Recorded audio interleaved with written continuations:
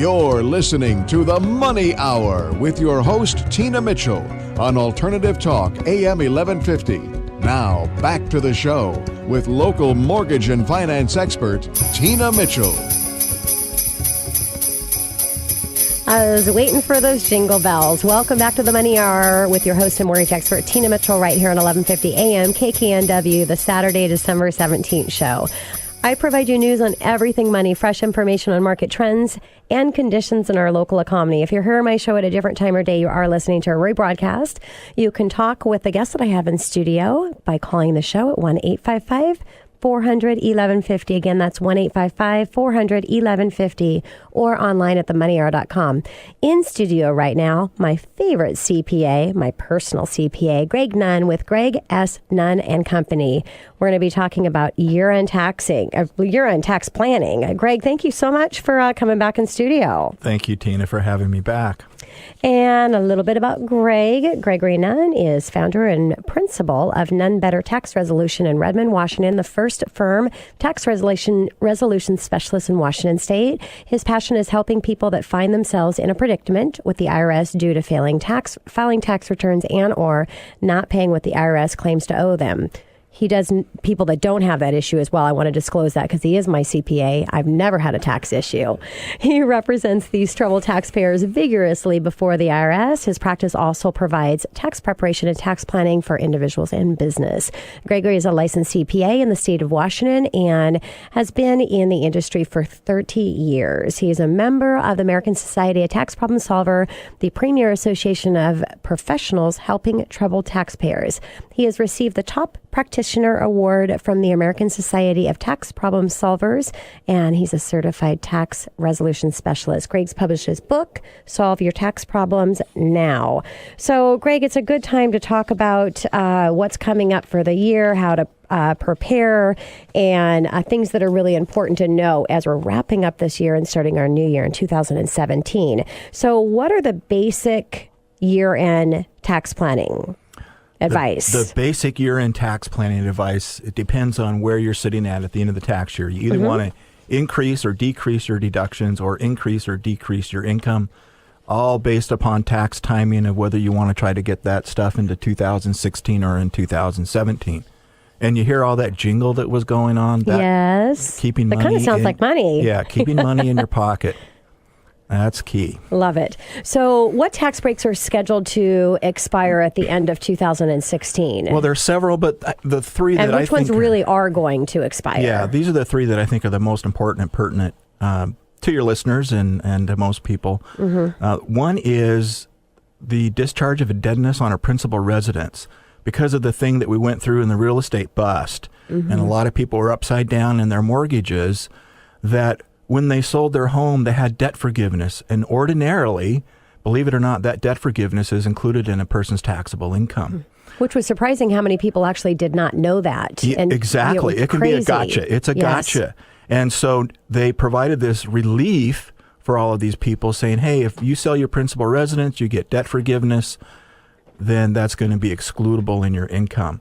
However, that nice little perk is going away.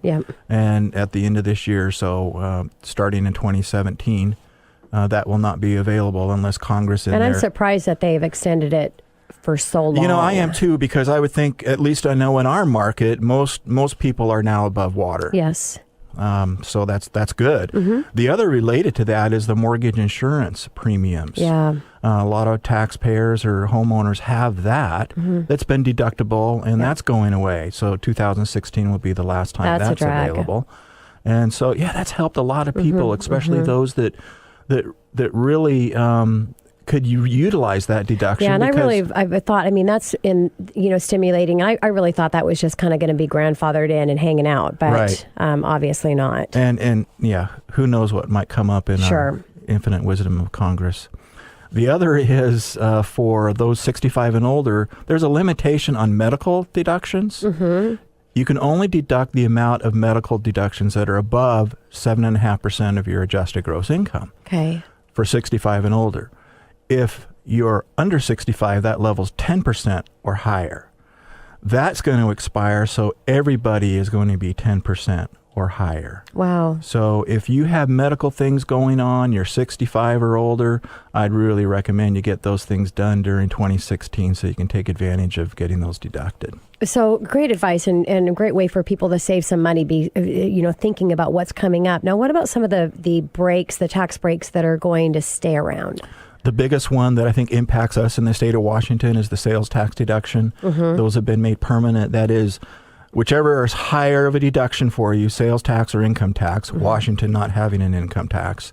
Therefore, we're all really concerned about the sales tax. Now, as I understand things in Seattle, that sales tax is really going to get higher based upon what regional transit or something like that. I don't know. But having said that, a lot of people just use the tables when they want to figure out their sales tax deduction. The actual, for most of us, is going to be much higher. So you'll get a much better deduction if you look at your actual. And you can kind of estimate that, but don't tell anyone I said that. It's only on radio now, Greg. It's all good. Yeah, you got to have that paperwork because the IRS will ask for it if you're audited. So anything else continuing? Just the ordinary stuff. I just wanted to bring really attention to that because that's one that every year, hey, are we going to get the sales tax deduction? Yeah, we are. So, Greg, for my listeners that own stocks, what are some strategies that they should be considering this tax season? It's really getting together with their financial advisor and look at where you're at so far for 2016. Are you sitting in a net gain position or a net loss position? And depending upon which one you're in, you may want to look at, selling some losers to offset some of the gains that you have or selling some gains to offset some of the losers. And that's just a great thing to do to kind of match up those gains and losses. Got it. And of course, long-term capital gains are much better than short-term because they have a better tax advantage. Yes. Okay. So what are some traditional IRA or Roth IRA strategies that you can share, Greg? This is interesting, is the conversion to a Roth IRA. A lot of people are moving toward that, and that is a tax timing thing for sure. And that is, you might have a year where your income's much lower, so you're going, okay, I want to move some of my traditional IRA into a Roth IRA and pay the tax on that because I'm in a lower tax bracket. There's another thing that can be done, but with the rally in the stock market since the presidential election, probably isn't as apropos, and that is some people may have converted their Roth or their regular IRA to a Roth at the beginning of the year. Okay. And the value might have been higher than it is now. You have the opportunity to reverse that if you need to, so you can reverse it and not have to pay that higher tax. Okay. Yeah. So, Greg, it is a holiday season, end of the year. Bonuses are starting to come out for a lot of employees. What would you say? What do they need to do with year-end bonuses? This is, if you have the big ability... chunks of money coming in. If you got big chunks of money coming in and you have the capacity to negotiate with your employer when you get that bonus, whether you get it in December of 2016 or January of 2017, take a look at which tax year you think might be more beneficial for you from a tax perspective. Yeah. A question that I am getting now, hey, put on your crystal ball or look at your crystal ball, Greg, what's going to happen to the tax code with the new administration? The answer is it will change. Yeah. That's the answer. Yeah. And my guess is that in 2016, we might see some relief in the tax rates. And so therefore, you may want to think about taking the gamble of putting that income into 2017. Okay. Accelerating some deductions. Yes, this is a good one, but only for the prudent financial person. Okay, so you got to be careful. You got to be careful. You can accelerate. So that's why we have you. Yeah, thank you. You're welcome. Thank you very much. Thank you very much. Sorry. Okay. That was who said that. Accelerating deductions, Greg. Yeah, accelerating deductions. I'll get back on track here. Kind of bouncing around in my brain. Anyway, you can put a deduction on your credit card and then not pay for it until next year. Interesting. So say you want to do some charitable contributions, put it on your credit card, and then you can deduct those charitable contributions, but do not put yourself in a position where now you're maxing out your cards and you can't pay them back. That's not real wise. So, Greg, I have a flexible spending account with my employer, known as an FSA. I don't, but let's say one of my listeners does. Sure. So, first, what and how is this a tax benefit?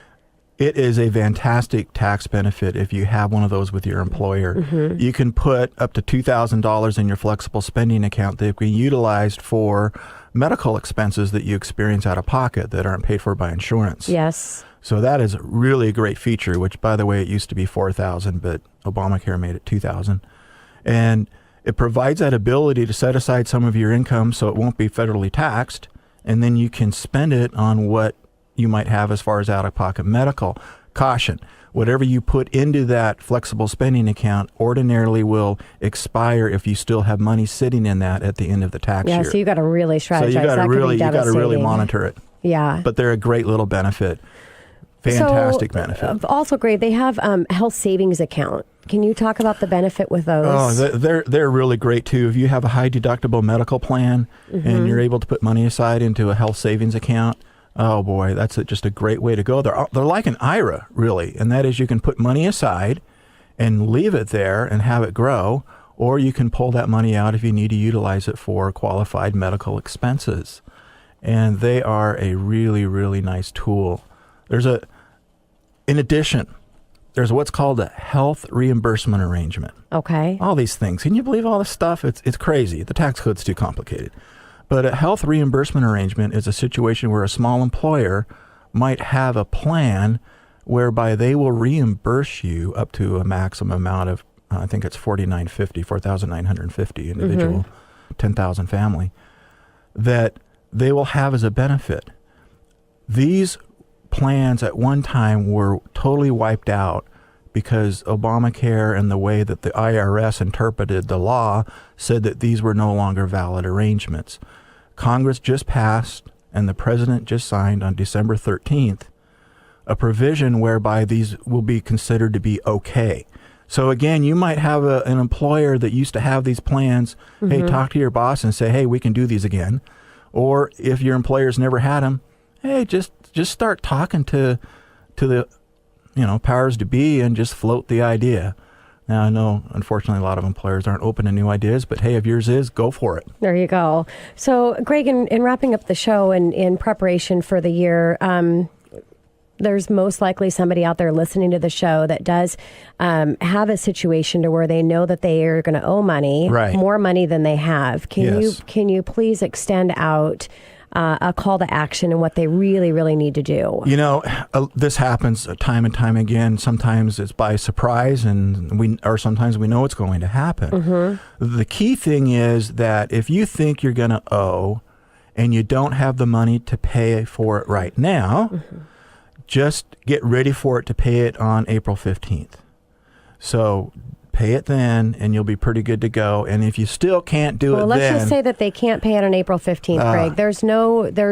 What do they need to not do? That's the question I should be asking I know what you're getting to. Thank you for leading me into that question. You're welcome. I've had you in the show a couple times. I know what you tell people to do. And the thing is, if you owe any money, file your tax return on April 15th. Do not fail to file. Yeah, because it's just digging a bigger hole. It's digging a bigger hole. Procrastination and everything is the wrong thing to do. So get your taxes filed.